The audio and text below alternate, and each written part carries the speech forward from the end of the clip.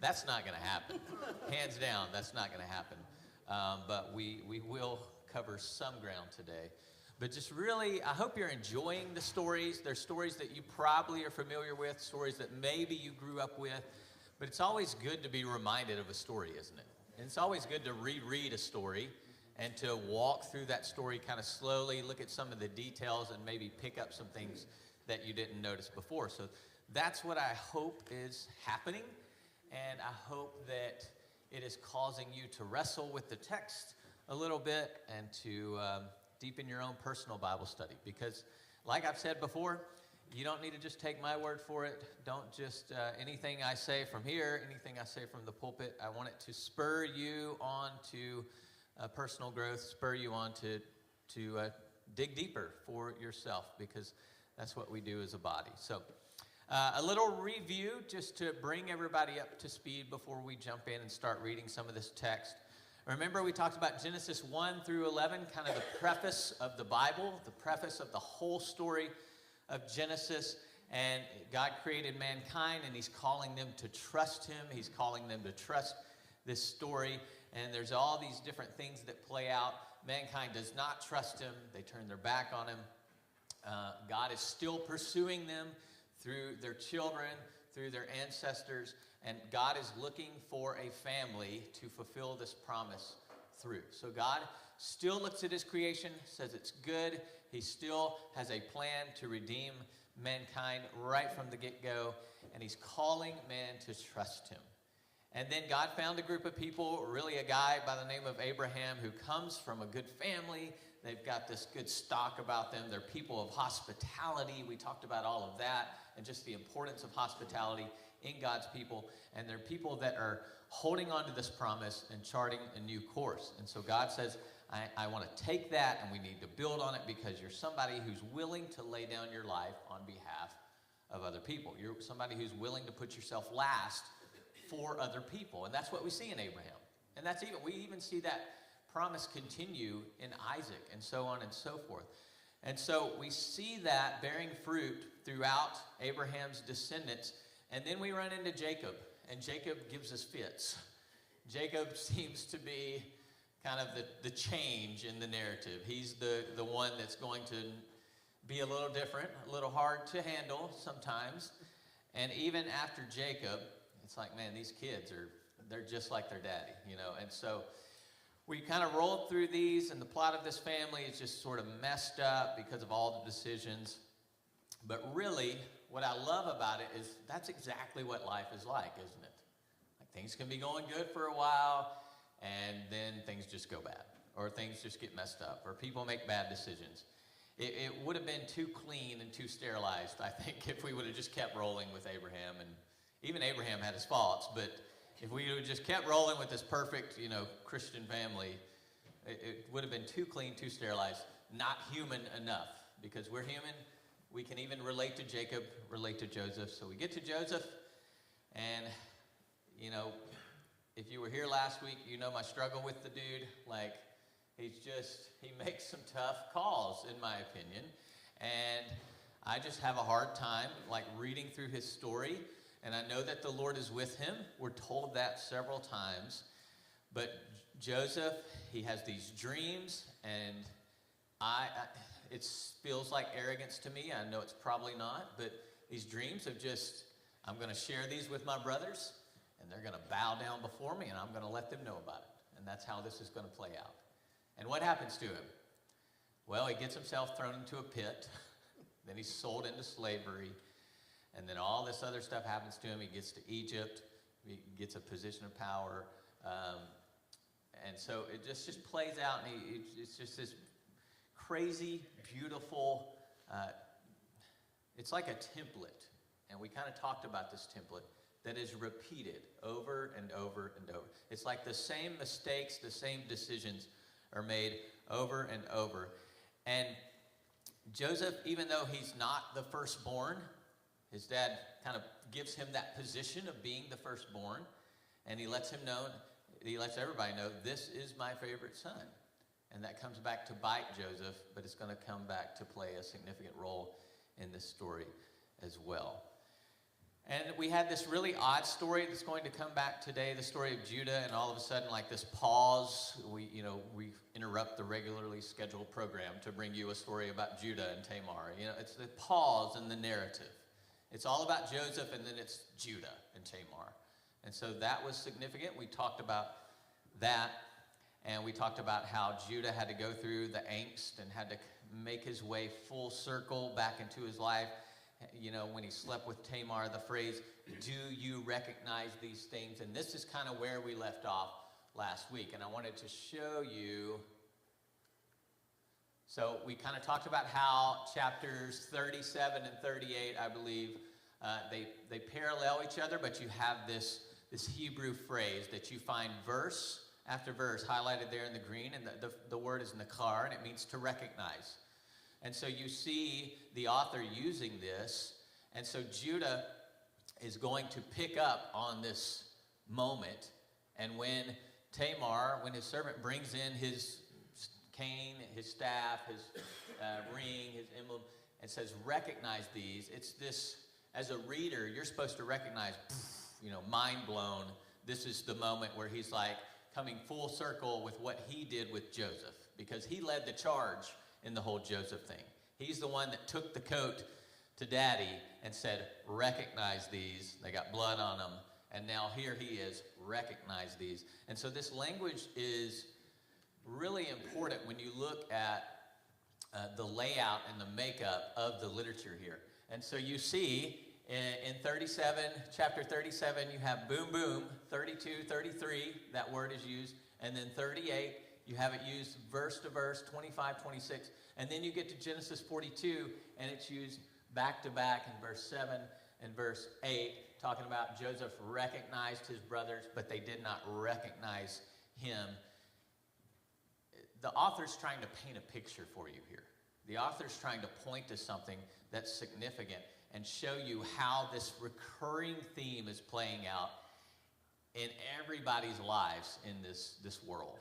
And it's this constant replay of like, recognize, recognize, recognize what you've done, recognize this, own up to who you are, own up to your story. It's kind of how this is playing out. So we'll get there, and we'll talk more about that here in just a minute.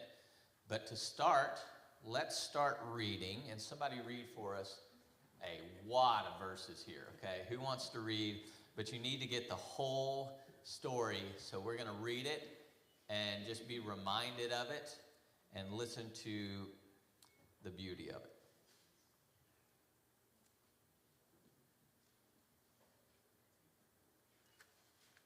When 2 full years had passed, Pharaoh had a dream.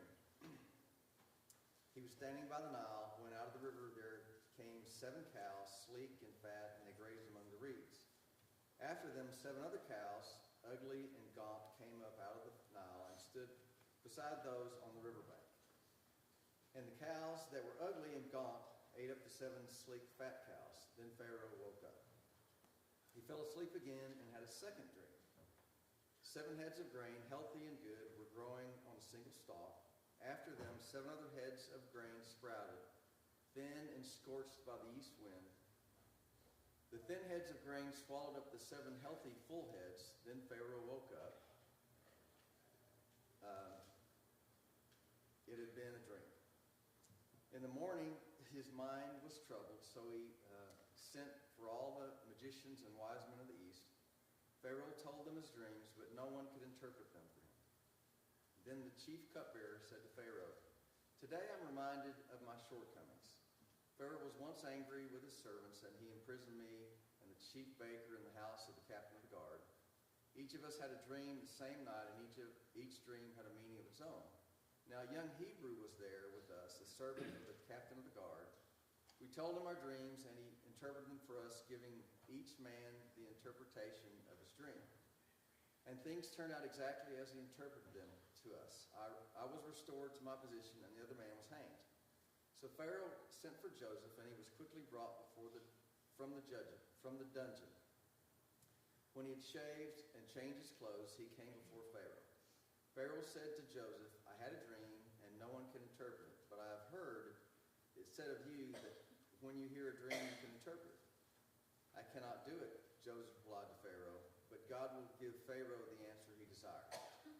Then Pharaoh said to Joseph, in my dream I was standing on the bank of the Nile, when out of the river there came up 7 cows, fat and sleek, and they grazed among the reeds.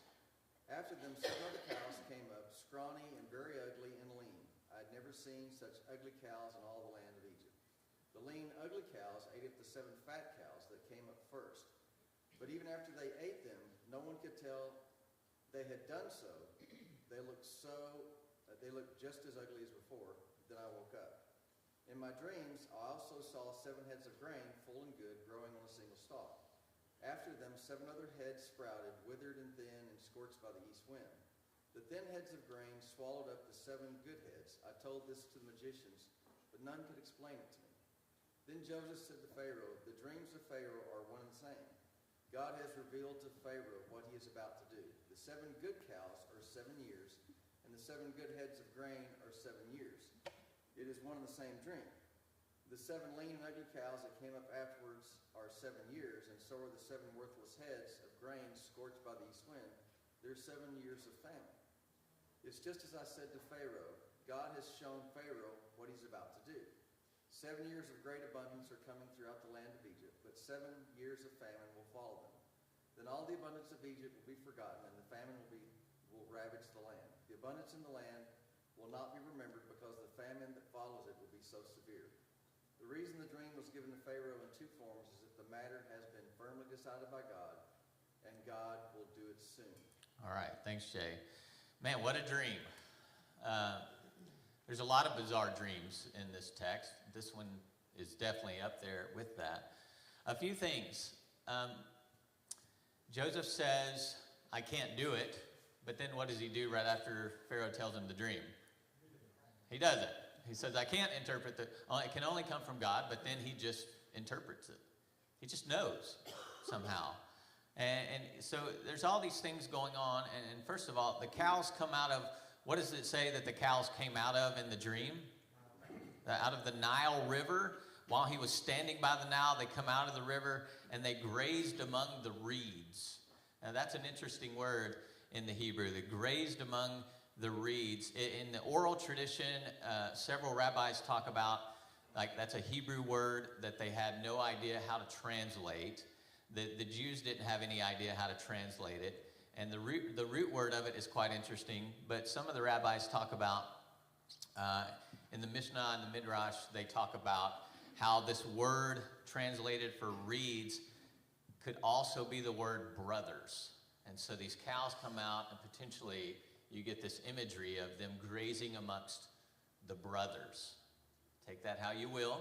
I'm just sharing with you the things that I study, okay? So you can wrestle with them in your own mind. So these cows were grazing amongst the brothers, potentially is how this should be translated, as it sounds in its root form. And so brothers reads, it kind of adds an interesting detail to this, given Joseph's history and given how he's thinking about this. But I'm not sure what to do with that. Just keep that in the back of your mind, okay? So bizarre dream happens. Joseph says, I can't do it. I can't interpret it. Only God can do that. But then he does exactly what he says he can't do, okay? Let's keep rolling, and then shoot me your questions or thoughts. Let's keep reading here. Somebody read for us 33 through 45. Finish out that chapter for us. Or read just through 45, sorry. Hey, I've got the New Living Translation. And it says, therefore, Pharaoh should find an intelligent and wise man and put him in charge of the entire land of Egypt. Then Pharaoh should appoint supervisors over the land and let them collect 1/5 of all the crops during the 7 good years.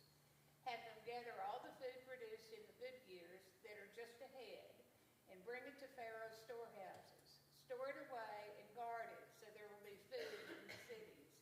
That way there will be enough to eat when the 7 years of famine come to the land of Egypt. Otherwise, this famine will destroy the land. I'm sorry about it. You wanted me to quit? You're good. Go to 45, Okay. Nancy. Joseph's suggestions were well received by Pharaoh and his officials. So Pharaoh asked his officials, can we find anyone else like this man Then Pharaoh said to Joseph, "Since God has revealed the meaning of the dreams to you, clearly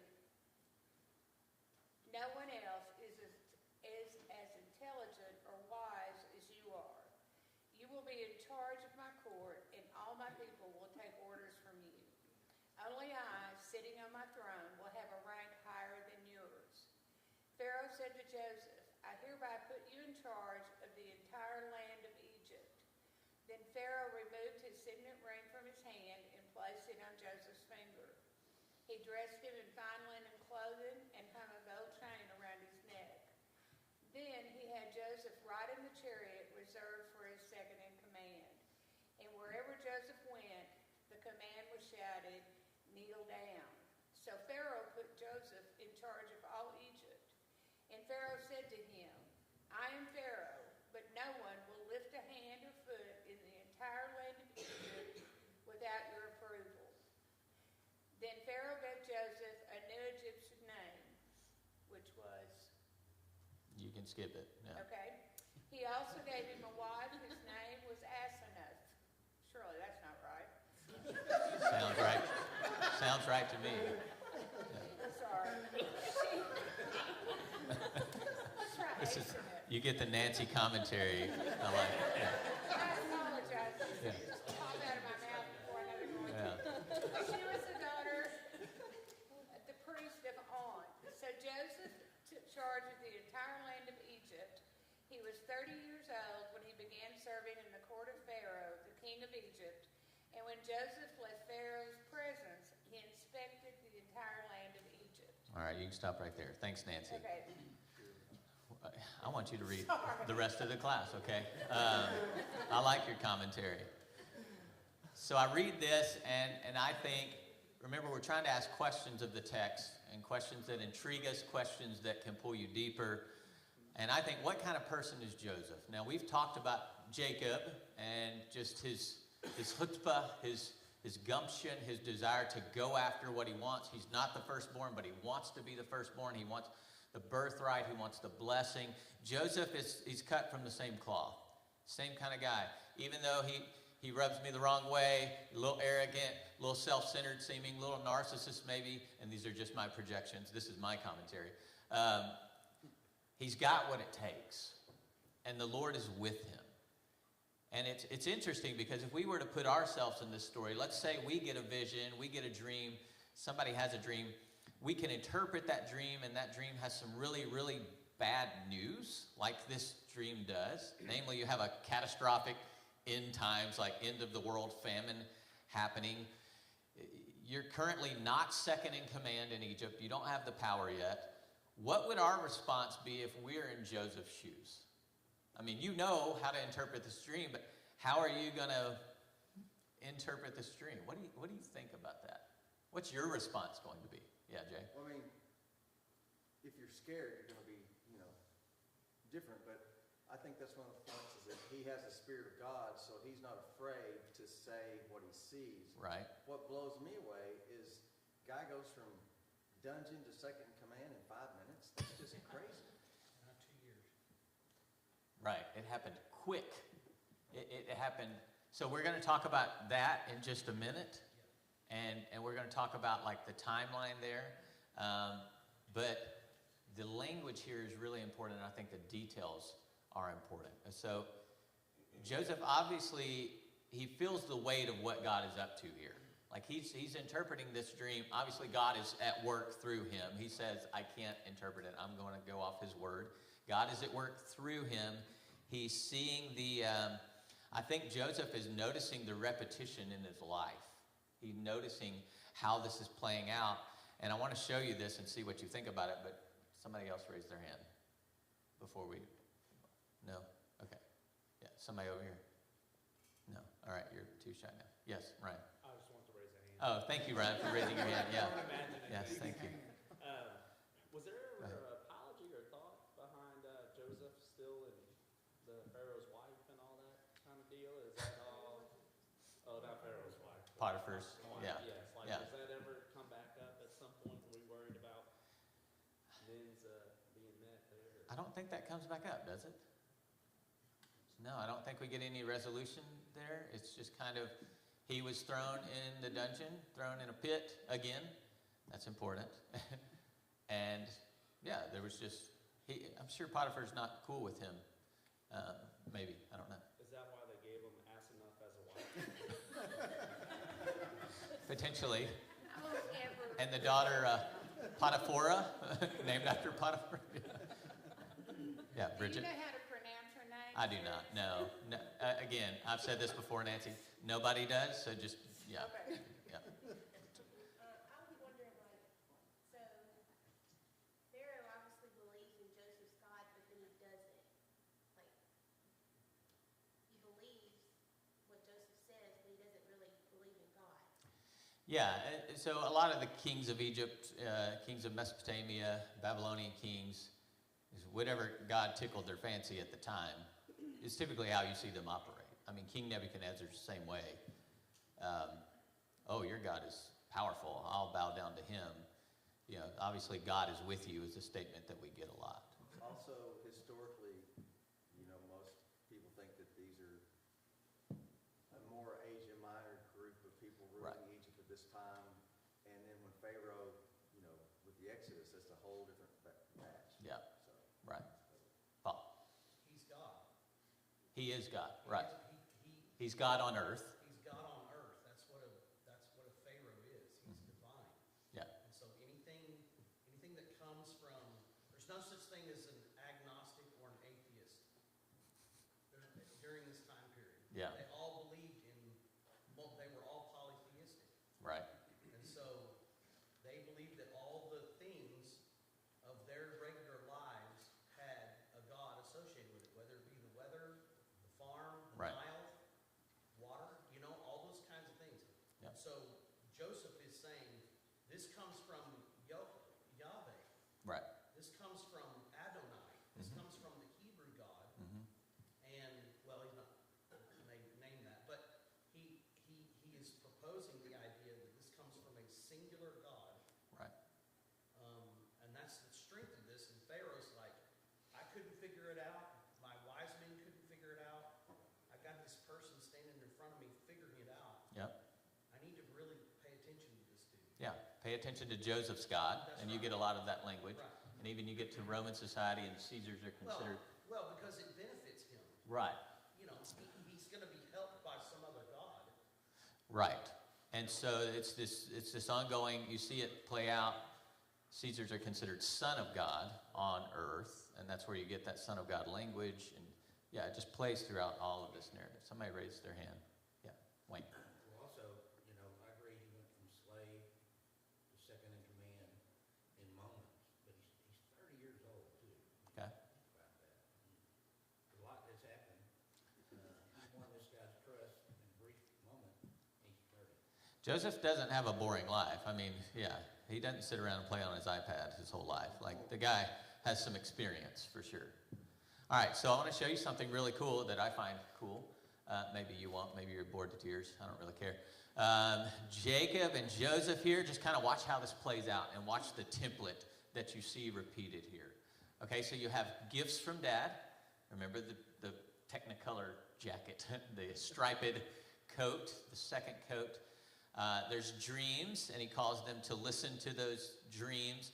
The coat is striped. He's thrown in the pit. So the coat is, I said striped, the coat is stripped from him, and then he is thrown in the pit. It says a cistern without water is what the text says. The word that's used to talk about it in that story is going to be the word pit, okay? It's one of the ways you can translate it. Now, if you were to jump to the story of Potiphar's wife, a few chapters ahead, the next Joseph story is Potiphar's wife, and you're going to find the same template play out, and I find this fascinating. You're going to find gifts from Potiphar. Potiphar makes him the lead of his entire household, and Potiphar's wife essentially has aspirations. Dreams is a little bit too literal of a word there, but she has aspirations. She says, come to bed with me. I want to sleep with you. And he says, no. And so what happens? Well, his coat or cloak is stripped, and he's thrown into a pit. You see the repetition here? Our English Bible says dungeon or prison, but the word there is the exact same word as when he was thrown into the cistern. Which is kind of a weird thing to think about, because what is going through Joseph's head as this plays out? And remember, we talked about, like, there's got to be something about clothes. Like, if you have the cloak or the coat, like, you hold all the power. Really, that's kind of how this is playing out. But the author's doing this on purpose, I believe. You don't use the word pit to talk about a dungeon. You just don't, unless you're trying to connect dots. And so, in the life of Joseph, it's a callback to the first time that he got thrown into a pit. And it's a call once again, are you going to trust Yahweh? Are you going to trust the God of your fathers? Like, that's what this is. Do you trust that I'm with you? Even though you've been thrown in a pit once, now you've been thrown in a pit twice. Do you trust? And so if you're to jump 2 chapters later, you kind of get to the story we're at today. And then all of these items are reversed, aren't they?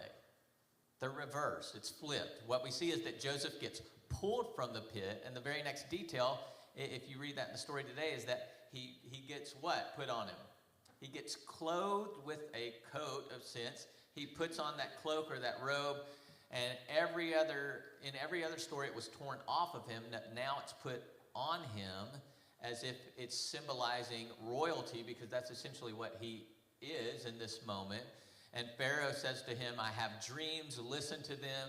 And at the end of that, Pharaoh is going to make him second in command of all of Egypt.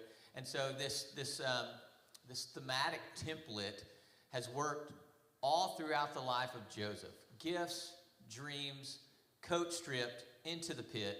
Gifts, dreams, coat stripped into the pit. And now out of the pit, clothes, dreams, gifts, all of that. And now you're second in command in all of Egypt.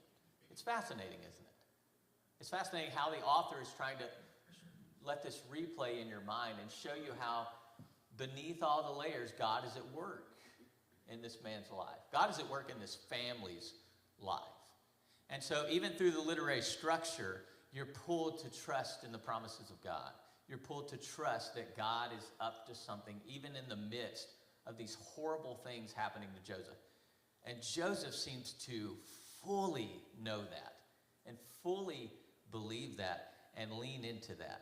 So let me ask you this. If you're Joseph back in the story where you get thrown into the cistern by your brothers, what are you thinking as you sit in that pit?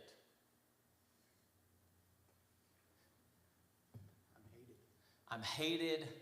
My life is over. More than likely, I'm going to die in this pit. I mean, you're not feeling very loved by your brothers? Does Joseph, and here's the interesting thing to me, we sometimes read the Bible and we know what's going to happen ahead, or sometimes we don't, or sometimes we forget. But we read it with the subtle assumption that Joseph already knows what's going to happen ahead as well. Did Joseph know the details of the story that we know? Well, he did have a dream and could see. Well, he had dreams, yeah, right. So he kind of knows, like, there's going to be this position of power. This is going to play out. You know, there's going to be a famine, all of these things. But does he know what his brothers are up to? What is he wondering? What would you imagine Joseph is wondering when he's sitting in that pit that his brothers threw him into? How am I going to fulfill what God's asking me to do? How am I going to fulfill my duty as, like, my dad gave me the coat. My duty as the Bechor, my duty as the firstborn, like, this promise is going to be fulfilled through me. I want it. And he's got the dream, but is that all over? What else is he thinking? He probably wondered, why did I tell him this? Right? That was a dumb decision. Should have kept that to myself. Yeah. I've asked that question as well, Mark. Why? Just keep it to yourself and let it play out, you know? Or soften it. Or soften it, yeah. Soften it so it's not so hard. Yeah. I had a dream. I'm not sure. What about this guy? I was just kidding. Yeah. Yeah. Paul. This may not sound very well, but I don't think we can fully trust God until we go through the pit. Okay. I don't think St. John of the Cross calls it the dark night of the soul.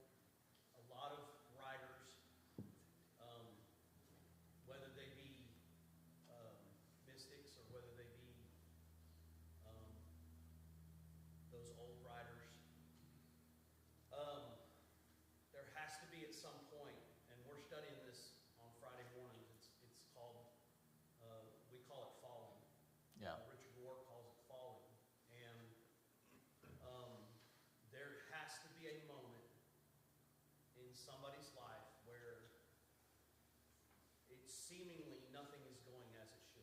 Where you're refined through the fire? Absolutely. So that brings up another question. Could Jacob have been the man that he was if he didn't go through what he went through? Could Joseph have been the man that he was if he didn't go through what he went through? And you know, on our Wednesday nights, the question's been proposed, and it's a legitimate question. Why didn't God just fix all of this in the beginning? But that begs the question of what we're talking about now is, well, heaven wouldn't be what heaven's supposed to be if we didn't walk through the fire. And so, yeah, it's that you wouldn't be the person you are unless you have the experiences that you have. You wouldn't be as strong. Maybe you wouldn't be as weak as you are right now. But hopefully there's strength on the other side of that weakness. And so it is definitely a story that plays in our heads and a question that plays in our heads as we read through these people's stories. And so you think about that, and Joseph, to me, I'm wondering, is he just sitting there thinking, like, my dad has to come looking for me? Like, I'm his favorite. Does he know that his brothers are plotting against him? Does he know that Reuben tried to help him out? What about Benjamin? Benjamin is his, like, full blood brother and second favorite of Joseph, or of Jacob. Where's Benjamin in all of this? Like, his mind has to be racing. Because he's fully human. Yes, he does have some knowledge there, but he has to be struggling with this. The assumption that Joseph has to make is, my dad's going to come get me, and that never happens. And I think you're going to see those thoughts and how those thoughts played out in his head when he was in the pit by the statements that he makes once he finally finds his brothers. Because he's going to make some pleas and he wants to know, like, he has questions and he wants to know answers to these questions. So, how much time went by? Like, this would have been the very next verse we read, but it said Joseph was 30 when Pharaoh put him in charge. So we need to think about how much time has gone by. Do we have any idea of how old he was when he was sold off into slavery? I'm trying to remember. 17?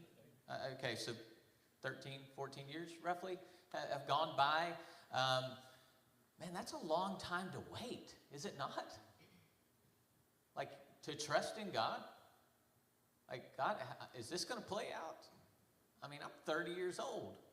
Like, I'm a middle-aged man. Yeah, that's not middle-aged. My college kids used to call me middle-aged when I was 30. Like, give me a break, you know?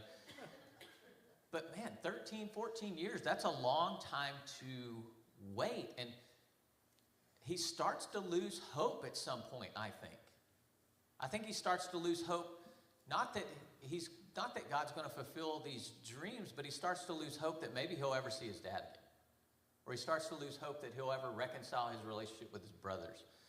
Now, this guy this Pharaoh character has reversed the order of this story, and so he's taken tragedy and turned it into fortune. By the way, before we just run past it, you can also see right here, I have it here, you can also see in the stories that sit in between these, the Judah Tamar story, the cupbearer baker story. We didn't really explore that one for sake of time, but you're familiar with it, I hope. They have this similar template, don't they? See, there's close, dream, listen, gifts, close.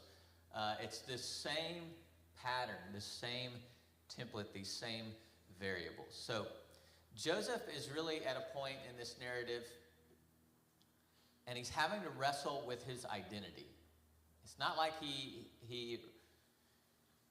realizes that he doesn't realize that he's going to have to wrestle with his identity, but I think it just hits him smack dab in the face with the way that this is repeating itself, with the way that these common words and common themes are coming up again and again and again. At this point in the story, do you cling to Egypt? Do you cling to Pharaoh as your new daddy figure? Or do you hold out hope for the lineage of Abraham? Amanda? I was just thinking, kind of along these lines and like what you were talking about before, I think about like in our lives and times that we're like in the pit or, Right. and we can't see ahead, we can't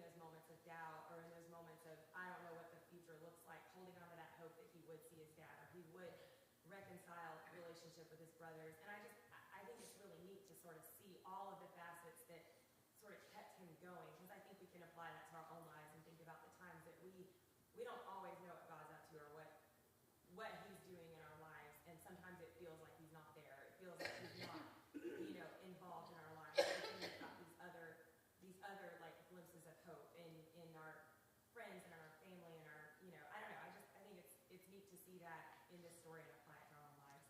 Yeah, he definitely has these glimpses of hope. To me, I wrestle with, has he given up on his family? And maybe so, and I think that's what I'm saying is like I feel like there's like, okay, maybe he's given up on his family, but he's got hope in God, or maybe there's moments where he's like, I don't know. I just feel like there had to be so much wrestling. Like Yep. I don't know what is God doing. I don't know if he cares that I'm laying here in this pit, but he kept going, and so there was Yeah. something that kept him going. I just think it's neat to see that God works not only through his dreams, but also through like.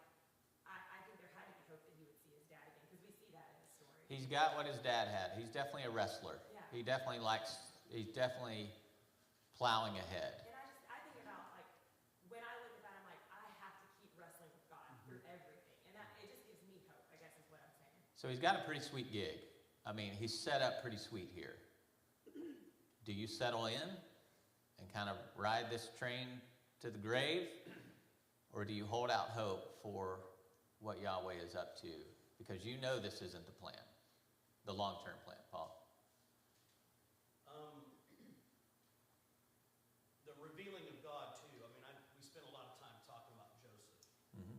but the story is morphing into this aspect of God is. I mean, we eventually know what's going to happen, Israel, right? So, Right. so God is revealing Himself through these people, starting ultimately with Abraham, to identify Himself a people or a group of people. After Joseph, 400 years goes by, so God is making a way for His people and making a way for Himself to ultimately be personally revealed Yes. through all of this. And right now, He's showing that the systems of the world, the Egyptian system, it's not working. It's not going to work. Yeah. And so God is ultimately using people like Joseph who have to go through the pit with God, who have to go through the wrestling like his dad. They have to go through that with God in order to be, God's instrument, for lack of a better way to put it. And God is just constantly, can this God be trusted? Yep. To do what He is going to do in the world, not only create a nation, but eventually a kingdom. I think it's also an insight that kind of shows us that the kingdoms of the world bow to God. That's it. They bow to God's will. But it definitely is revealing God. And so next week we'll jump into chapter 43. Joseph's going to meet back up with his brothers, but Benjamin's not there. Jacob's not going to let his second favorite son out of his sight. You can tell Jacob is really struggling still with the loss of his favorite son. He's not going to let his baby out of his sight. Like, he's not going to lose another one. Jacob's having a hard time trusting. And I think that plays into the story as well. And Joseph is fully leaning into God and fully leaning into what God is up to, even though he may not have a clear picture of what that is quite yet. So, to finish up, what does this reveal about God? What else? And then we'll walk out of here.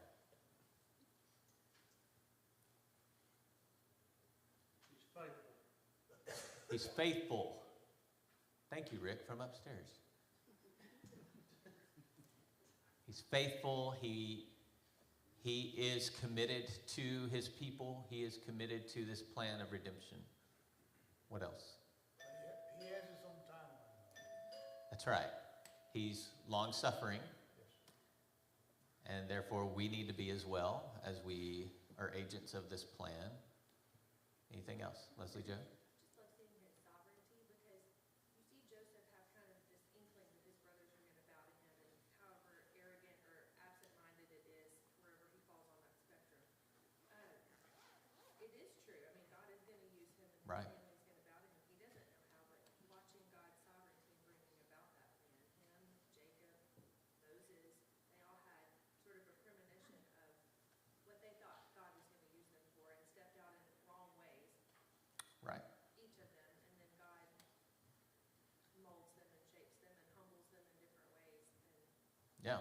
As his sovereignty in using them. as bizarre as it is, as backwards as it seems. I mean, if one of my kids, if Evie or if Forrest went to Evie and Everett and was like, you will bow down to me, you know.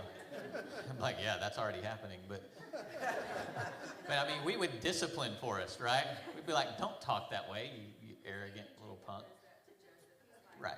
you really think I'm going to bow down Yeah. to you? I mean, Right. Jacob calls him on. Yeah, I'm not bowing down to you. Yeah.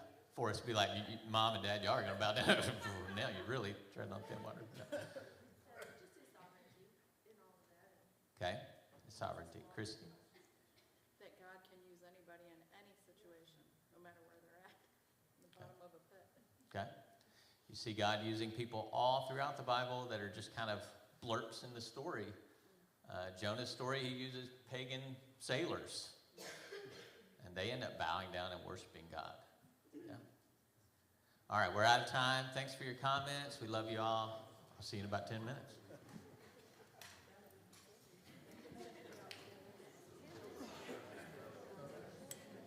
How's the family? You okay? Everybody good?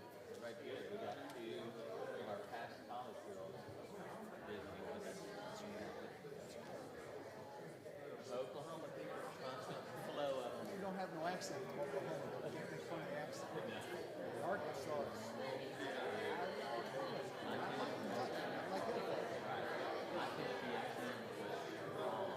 I'm Austin.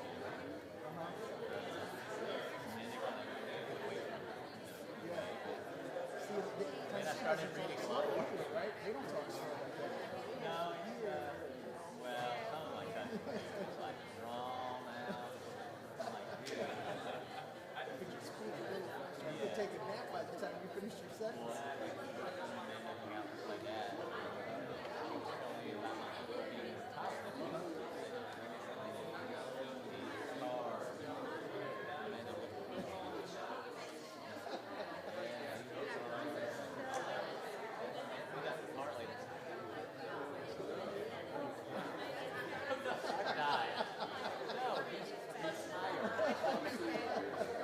She's like, oh my word, that's so offensive. No, it's not what he said. So you were back in the hollers, right? You said you were in the hollers. Yeah, we literally had a holler behind her. Yeah. Hollers and hollers and hollers. And hollers. They take you snipe hunting? I tried to. Tied to you, right? Oh, no, I ain't doing that. I'm smarter than that. There ain't no such animal. Now, they took a few fellas. They took a few fellas out there. Now, you go on out there. And then they would sneak off. And there'd be no light. They'd have light to light to take off. You're in some swamp. And there's actual things that can kill you.